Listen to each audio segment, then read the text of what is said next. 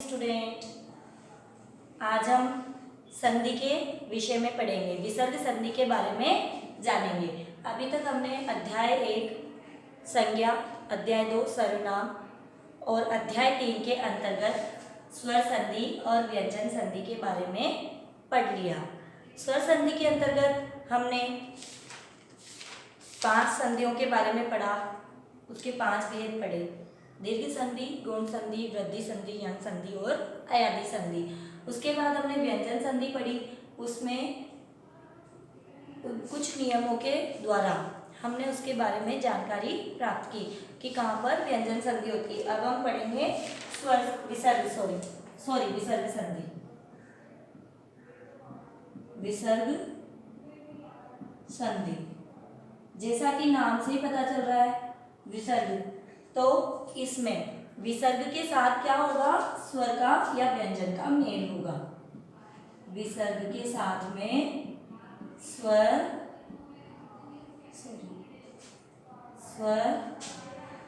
या व्यंजन का मेल होगा, तो वहां पर विसर्ग संधि होगी। जैसे नी प्लस जन, जैसे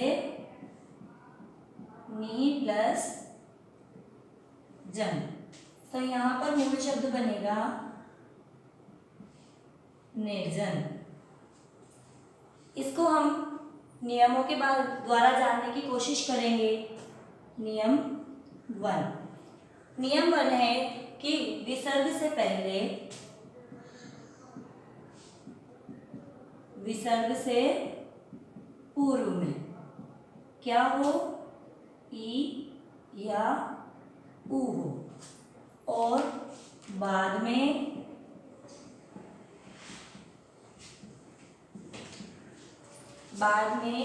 क, प और फ आए।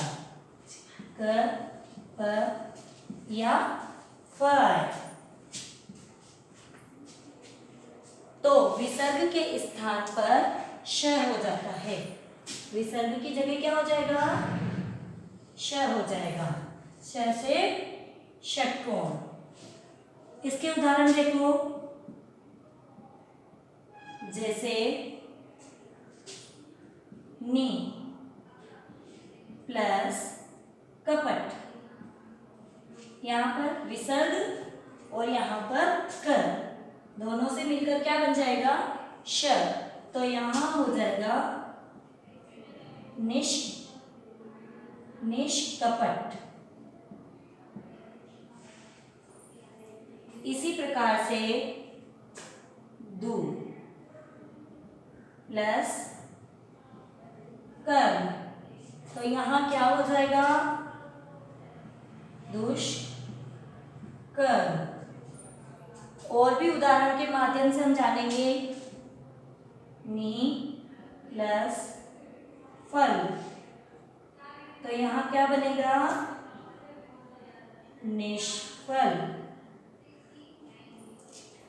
तो हमने प्रथम नियम के अंतर्गत जाना कि पूर्व में विसर्ग से पहले ई या ऊ हो, ई या ऊ, और बाद में क्या है, क, प या फ आए। क, फ या प आए तो क्या होगा, श में बदल जाएगा। जैसा कि आप यहाँ देख सकते हो, श में परिवर्तन हो जाएगा। अब हम पढ़ेंगे नियम 2 कि नियम 2 क्या है। नियम 2 के अंतर्गत पूर्व पद में विसर्ग से पहले ई या ऊ, नियम 1 की तरह। नियम 2 में विसर्ग से पहले ई ऊ और बाद में तीसरा चौथा वर्ण। विसर्ग से पूर्व, विसर्ग से पूर्व ई या ऊ और बाद में तीसरा चौथा वर्ण। किसका वर्ण, किसी भी वर्ग का, जैसे कि क, च, ट, त, प। क, च, ट, त, प में क वर्ग जो है वो है क, ख, ग, घ, ण। तो उसमें से हम क और ख को छोड़कर ग और घ, तो इस प्रकार किसी भी वर्ग का तीसरा और चौथा वर्ण या फिर कोई स्वर या फिर क्या है, कोई स्वर आए तो क्या बन जाएगा, र में परिवर्तित हो जाएगा। इसके उदाहरण देखिए, जैसे नी प्लस बल, तो क्या बन जाएगा, निर्बल। यहां देखिए, यहां हमारे पास विसर्ग से पहले ई है और बाद में ब है, तो यहाँ पर निर्बल शब्द बनेगा, ये र में बदल जाएगा। इसी प्रकार से नी प्लस आशा,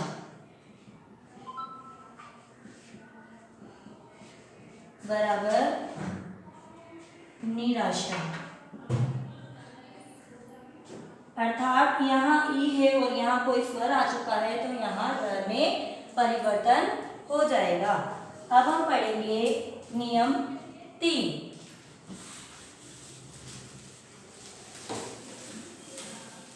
नियम 3 के अंतर्गत उसी प्रकार विसर्ग से पहले ई और उ है और बाद में च, छ या श आए। नियम 3 में विसर्ग से पूर्व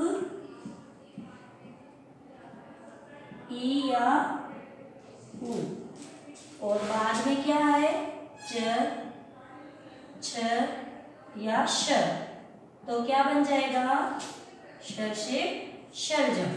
ठीक है, और विसर्ग से पूर्व ई और उ तो है, प्लस बाद में ट, ठ या श है। क्या है, ट, ठ या स से षटकोण है, तो यहाँ पर श में परिवर्तन हो जाएगा। अब विसर्ग से पहले तो ई उ है और बाद वाले पद में त, थ या फिर स से सपेरा है, तो यहाँ स में परिवर्तन हो जाएगा। ये आपका नियम 3 है कि पूर्व में तो ई और उ दे रखा है और बाद वाले पदों में च, छ या श है तो श बनेगा, ट, ठ और श है तो स से षटकोण बनेगा, और त, थ और स है तो स से सपेरा बनेगा। इसके उदाहरण देखिए, जैसे नी प्लस चर, तो यहाँ बन जाएगा निश्चय। क्या बन गया, निश्चय। यहाँ च है, यहाँ ई है और यहाँ च आ गया, तो कौन से श में परिवर्तन हुआ, श में परिवर्तन हुआ। इसी प्रकार अब हम पढ़ेंगे नियम 4। नियम 4 के अंतर्गत विसर्ग के पहले अ हो, क्या हो, विसर्ग के पहले अ हो और बाद में किसी भी वर्ग का तीसरा चौथा वर्ण अथवा य, र, ल, व, श, य, र, ल, व, ह और य हो। यहाँ पर चौथे नियम के अंतर्गत विसर्ग से पहले अ, क्या हो, विसर्ग से पहले अ हो, विसर्ग से पूर्व अ, और बाद में किसी भी वर्ग का तीसरा चौथा वर्ण या फिर य, र, ल, व, ह प्लस तीसरा चौथा वर्ण या य, र, ल, व, ह।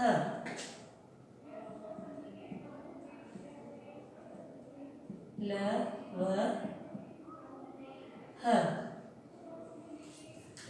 दे रखा हो तो मिलकर ओ में बदल जाता है। किस में बदल जाएगा? ओ में। किस में बदलेगा? ओ में बदलेगा। जैसे जैसे मनः प्लस बल, तो क्या बन जाएगा बच्चों? मनोबल। मनोबल। ऐसे ही मनः प्लस ज्ञ, मनः प्लस ज्ञ, तो यहां बन जाएगा मनोज्ञ। क्या बन जाएगा? मनोज्ञ। यहां पर ज्ञ भी आएगा। तो इस प्रकार आपने देखा कि विसर्ग से पूर्व में अ की आवाज आ रही है। यहाँ पर किसकी आवाज आ रही है? अ की। और बाद में यदि कोई तीसरा चौथा वर्ण हो या फिर य र ल व हो, य र ल व ज्ञ, और भी आते हैं इसके अंतर्गत, जैसे कि न, म, भ आदि। अगर इनमें से भी कुछ हो तो यहाँ पर ओ में परिवर्तन हो जाएगा। नियम 5, विसर्ग से पहले और बाद में दोनों जगह क्या हो? अ दे रखा हो। अब क्या करना है अपने को? 5वें नियम के अंतर्गत विसर्ग से पहले और बाद में दोनों जगह अ दे रखा हो तो विसर्ग का ओ हो जाता है। विसर्ग से पूर्व भी अ और बाद में भी अ, बाद में भी अ, बाद में अ, दोनों जगह यदि अ है तो विसर्ग का ओ हो जाएगा। क्या हो जाएगा? ओ। और फिर ओ के बाद में जो बाद वाला आ का अक्षर है वो अ में बदल जाएगा। इस प्रकार के अ में बदल जाएगा। जैसे